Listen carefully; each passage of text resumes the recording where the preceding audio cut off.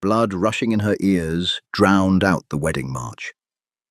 He didn't just leave her at the altar, he destroyed her in front of 300 people.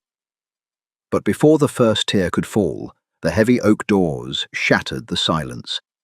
A man everyone feared stepped inside. White orchids choked the air inside the cathedral. Hundreds of them meticulously arranged in cascading pillars, giving off a sickly sweet perfume that clung to the back of Chloe's throat. Her silk gown weighed 15 pounds.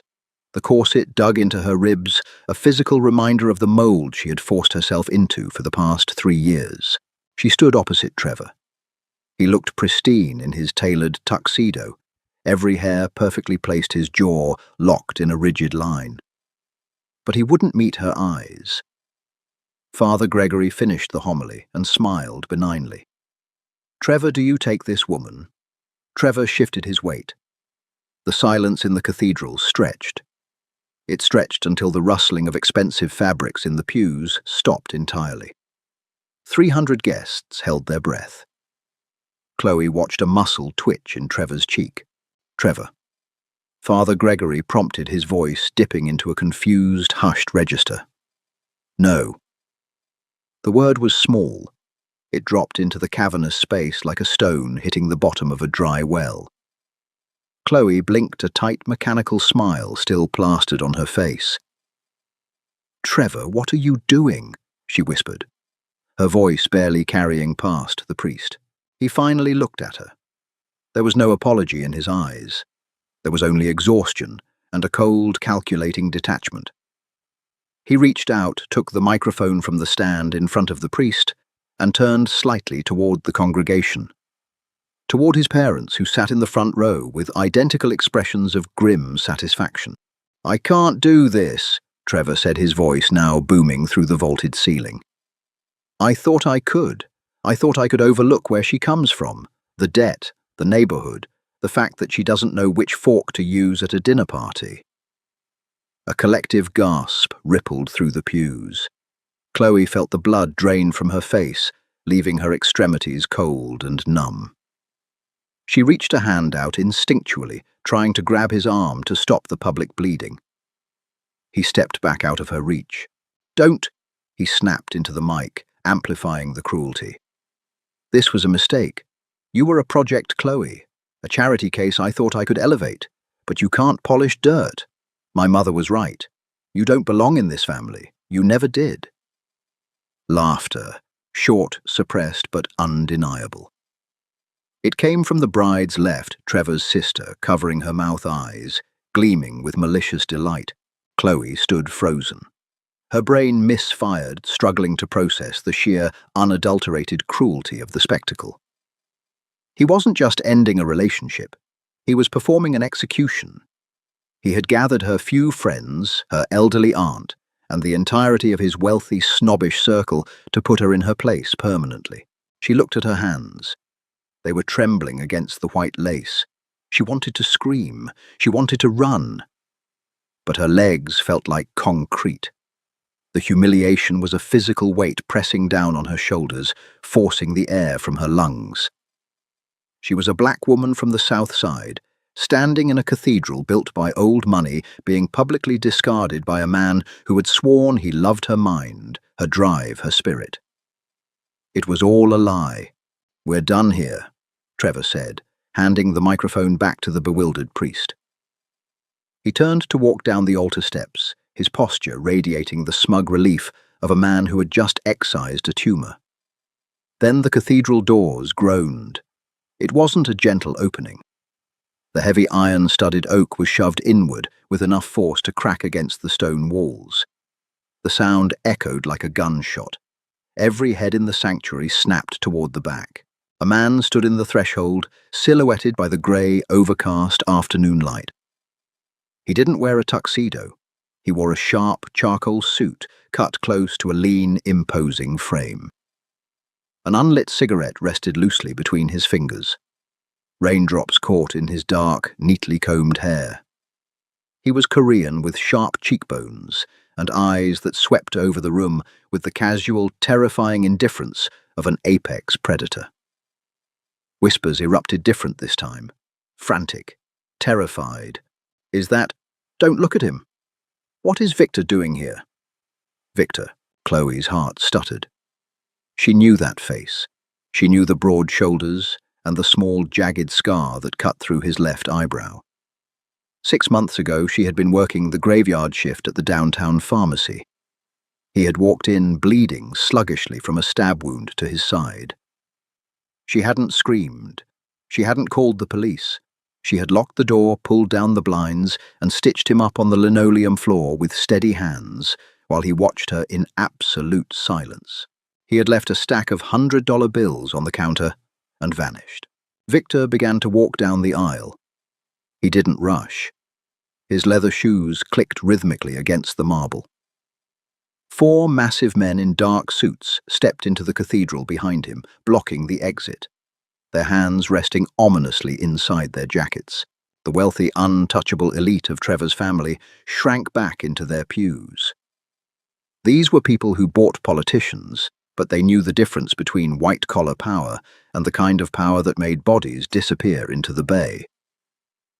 Victor was the head of the city's most ruthless syndicate. He was violence incarnate. He stopped at the base of the altar. He ignored the priest. He ignored the trembling, pale face of Trevor's father. His dark eyes locked entirely on Chloe. He took the final 3 steps up to the altar. The air around him smelled of rain, expensive tobacco, and gun oil.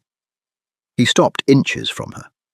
Up close, she could see the faint exhaustion in his features, the hard lines of a man who slept with one eye open. Trevor, suddenly realizing his spotlight had been stolen by a monster, puffed out his chest. "Excuse me, this is a private ceremony. You need to leave before I call security." Victor didn't even turn his head. He just shifted his gaze, pinning Trevor to the spot.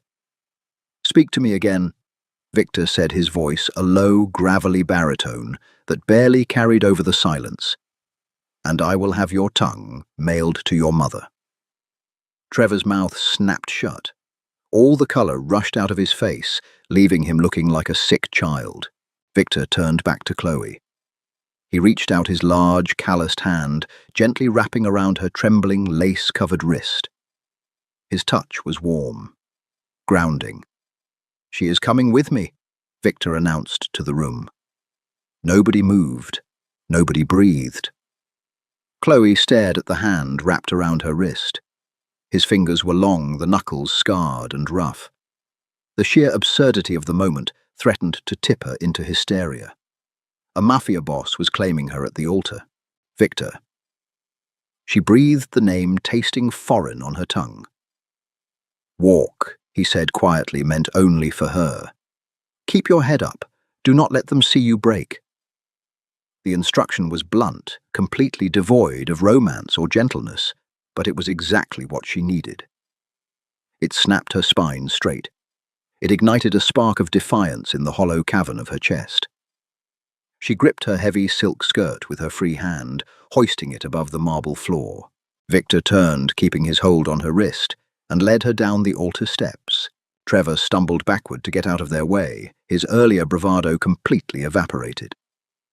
Chloe didn't even look at him as she passed. She kept her eyes fixed on the heavy oak doors at the end of the aisle. The walk felt endless. She could feel the stares of the congregation, a burning mixture of shock, horror, and morbid curiosity. The silence was absolute, save for the rhythmic click of Victor's shoes and the rustle of her absurdly expensive gown. As they neared the exit, Trevor's mother suddenly stood up, her face flushed with indignation. "You can't just take her. What is the meaning of this?" Victor paused. He didn't let go of Chloe. He merely turned his head, his dark eyes settling on the older woman.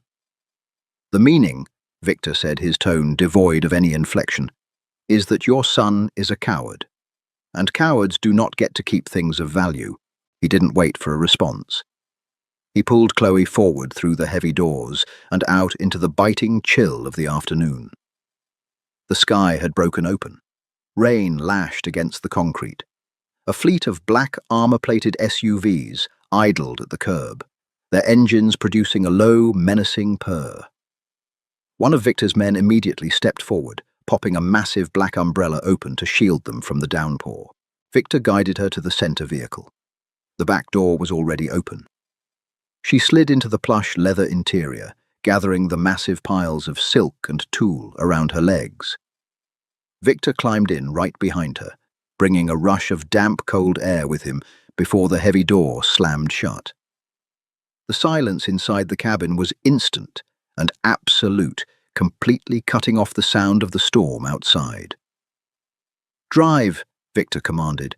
The SUV pulled away from the curb smoothly. Chloe fell back against the headrest, her lungs expanding in a massive, shuddering breath. The adrenaline was finally leaving her system, and the crash was terrifying. Her hands shook violently. She reached up with trembling fingers and tore the veil from her hair, tossing the expensive lace onto the opposite seat like a discarded rag. She pressed the heels of her hands against her eyes. She wouldn't cry. Not yet. Not in front of him. Victor didn't offer empty platitudes. He didn't ask if she was okay. He opened a compartment between the seats, pulled out a small, heavy crystal tumbler, and poured a generous measure of amber liquid from a hidden decanter. He held it out to her. "Drink." Chloe lowered her hands. She looked at the glass, then up at his face. The harsh lines of his jaw were relaxed now, but his eyes were still sharp, analyzing her every twitch. She took the glass. The liquor burned a fiery trail down her throat, instantly warming the icy pit in her stomach. She coughed, pounding her chest once. "Better?" he asked. "Why are you here?" she croaked, her voice raw. Victor leaned back against the leather crossing, one leg over the other.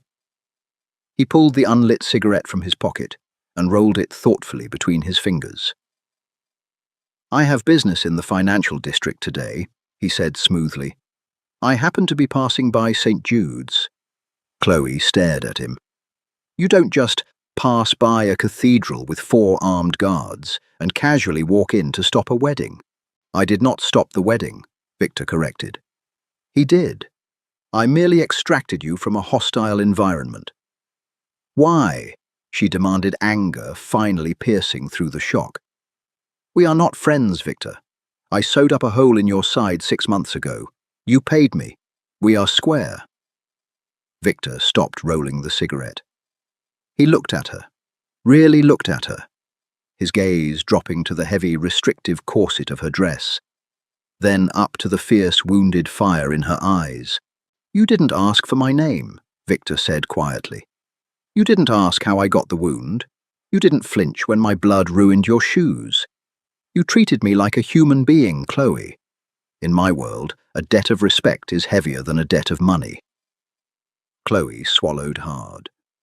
"So this is what a rescue mission—" "This is a recalibration," Victor said. He glanced out the tinted, rain-streaked window. "I have kept tabs on you since that night. I know about Trevor. I know about his family's money, and I know how hard you tried to mold yourself to fit their pathetic, narrow definition of acceptable." He looked back at her, his eyes dark and intense. "You are a wolf trying to live in a cage built for toy poodles. It was never going to work." Chloe bristled. "You don't know anything about me. I know you're sitting in my car wearing 15 pounds of silk you hate running from a man who isn't fit to shine your shoes." Victor reached out his fingers, brushing against the fabric of her dress. "Take a breath, Chloe. The worst part of your life just ended. The question now is what you do next." The reality of his words hit her like a physical blow. The worst part was over. The suffocating dinners, the passive-aggressive comments from his mother, the constant anxiety of not being enough. It was all gone. Trevor had humiliated her.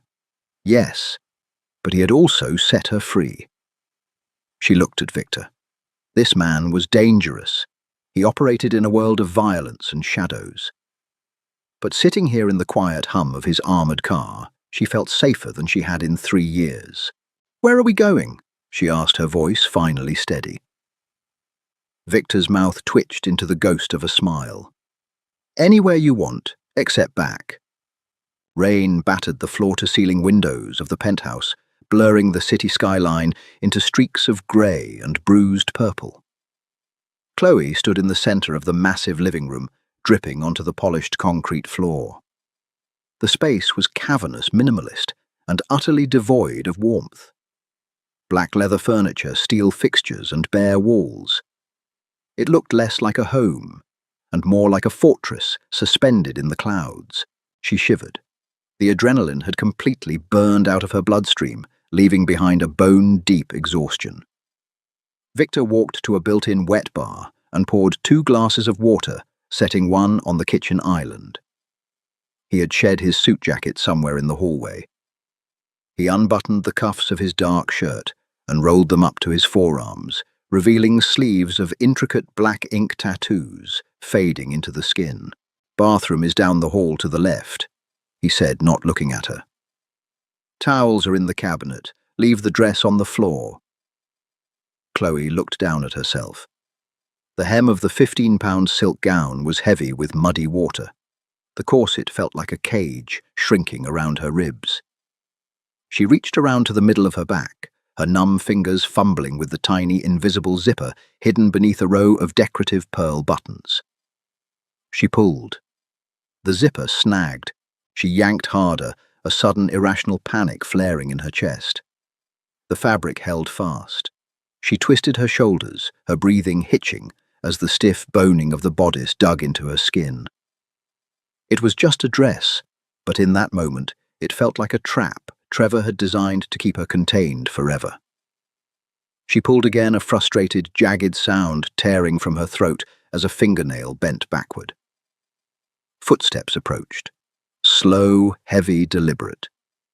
"Stop," Victor said. He stepped behind her. Chloe froze her chest, heaving the scent of his cologne sandalwood and smoke wrapping around her. She expected him to try the zipper, to fumble with the tiny mechanism just as she had. He didn't.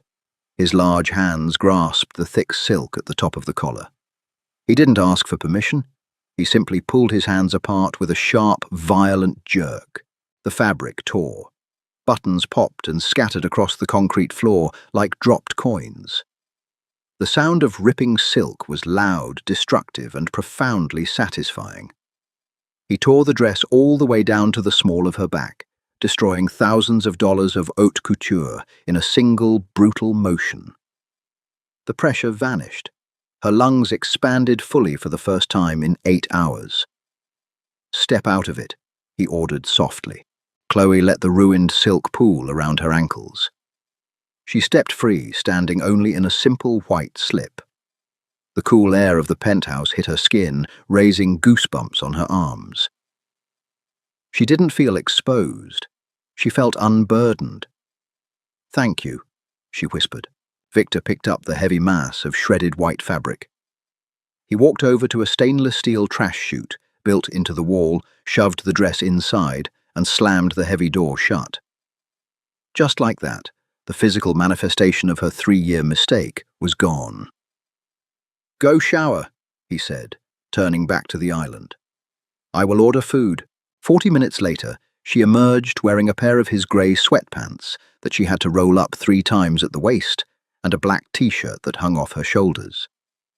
Her hair, previously pinned into a rigid, painful updo, now hung in loose, damp coils around her face. The smell of garlic and fried oil filled the air. Victor was sitting at the massive dining table, pushing a carton of takeout noodles toward an empty chair. No fine china, no matching silverware, just wooden chopsticks and paper napkins. She sat down. She hadn't eaten since yesterday morning. Trevor's mother had insisted on a fasting period before the wedding to ensure a flat stomach for the photos. Chloe grabbed the chopsticks and dug in, not caring how she looked, not caring if she spilled sauce on the borrowed shirt. Victor watched her eat in silence. He took a sip from his glass of water, his dark eyes calculating. "You eat like someone who knows what it means to be hungry," he noted quietly. Chloe swallowed, wiping her mouth with the back of her hand. "I grew up on the south side. Hunger isn't a metaphor where I'm from. It's a schedule. She looked at him, her defenses slowly creeping back up. Trevor thought it was charming, a gritty backstory for his perfect sanitized life, until he realized the grit doesn't wash off just because you move to a better zip code. He wanted a pet, Victor said bluntly. Someone he could train. You have too much bite for a man like him. And what kind of man are you, Victor? She asked, her voice steady. You pulled me out of there, you fed me, you clothed me. But men in your line of work don't do favors. What is the price for today? Victor leaned back in his chair. He didn't smile, but a glint of respect flashed in his eyes. He appreciated that she didn't buy into the fairy tale. She knew the world was transactional. There is no price, he said. I told you. You paid my debt 6 months ago. Today we are even, so I can just walk out that door tomorrow. You can walk out that door right now, Victor replied, gesturing vaguely toward the private elevator. I will give you cash. I will give you a car. You can disappear to any city you choose, and I will make sure Trevor's family never finds you. Chloe stared at her half-empty carton of noodles. The offer was generous. It was freedom. It was a blank slate. But as she looked around the cold concrete penthouse and then back at the hardened, dangerous man sitting across from her, she realized something terrifying. She was tired of running. She was tired of trying to fit into worlds that rejected her. I don't want to run, Chloe said softly, the words surprising even herself. I spent 3 years twisting myself into knots to be acceptable. If I run now, he wins. They all win. Victor tilted his head. Then what do you want? Chloe met his gaze, letting the cynical, bruised part of her soul show completely. I want to stay. Here. In the city. I want to build my life right in front of them and watch them choke on it. A slow, dangerous smirk finally broke the stoic lines of Victor's face. It wasn't a kind smile. It was the smile of a predator recognizing another of its kind. Good, Victor murmured. Because I was not going to let you leave anyway. Morning sunlight hit the concrete floors of the penthouse, sharp and unforgiving.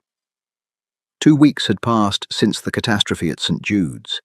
2 weeks of sleeping in Victor's guest room, eating takeout, and watching the city move miles below them. The media fallout had been spectacular. Trevor's family operated strictly in the public eye. Leaving a bride at the altar only for her to be escorted away by a feared syndicate boss was a scandal money couldn't bury. Tabloids ran wild. They painted Trevor as a tragic victim, Chloe as a deceptive gold digger, and Victor as the shadowy villain. Chloe didn't care. For the first time, she felt grounded. She sat at the kitchen island nursing black coffee. The private elevator chimed. Victor stepped out. He wore his tailored charcoal suit, but the tie hung loose, and a smear of something dark stained his left cuff. She didn't ask. He walked directly to the counter and dropped a thick manila folder next to her mug. What is this? Chloe asked. Deed to the pharmacy downtown. The one you used to work at? Victor said, pouring a measure of bourbon. The owner wanted to retire abruptly. I expedited his decision. Chloe opened the folder. The paperwork was pristine, filed under a newly minted LLC bearing her name. She scanned the legal jargon, her heart kicking against her ribs. Victor, I can't accept this. This building is worth hundreds of thousands. We said we were even. It is an investment, he corrected, taking a slow sip. You are a licensed pharmacist. The neighborhood needs a clinic that doesn't ask unnecessary questions. I need a secure location to patch up my men when hospitals are not viable. You run the legitimate front. I use the back room when things get messy. We split the profits evenly. It was illegal. It was dangerous. It tied her directly to his criminal enterprise. She looked at the deed, then up at the man who had ripped her out of a suffocating cage. Deal, she said without hesitation. Before Victor could nod, the intercom on the wall buzzed. A harsh voice from the lobby security desk filtered into the room. "Mr. Choi, we have a situation. A man is demanding to come up. Says his name is Trevor. We told him to leave, but he is threatening to call the police." Chloe froze. The coffee mug felt incredibly heavy. Victor set his glass down. His demeanor shifted instantly. The relaxed posture vanished, replaced by cold, coiled violence. He pressed the intercom button. "Hold him." He looked at Chloe. The question in his dark eyes was perfectly clear. "Give the word, and he ceases to exist." Chloe stood up. Her legs felt surprisingly steady. She wasn't the trembling girl in the restrictive silk dress anymore. She wore simple jeans and a black sweater, standing in a fortress owned by the city's most dangerous man, holding the deed to her future. "Send him up," Chloe said loudly towards the intercom. Victor raised an eyebrow but didn't argue. He stepped back, moving into the shadows near the hallway, folding his arms. He was giving her the stage. 2 minutes later, the elevator doors slid open. Trevor stepped out. He looked entirely out of his element. His hair was unkempt. Dark circles hung under his eyes, and his expensive coat looked rumpled. He scanned the massive, intimidating penthouse, flinching at the raw concrete, before his eyes landed on Chloe.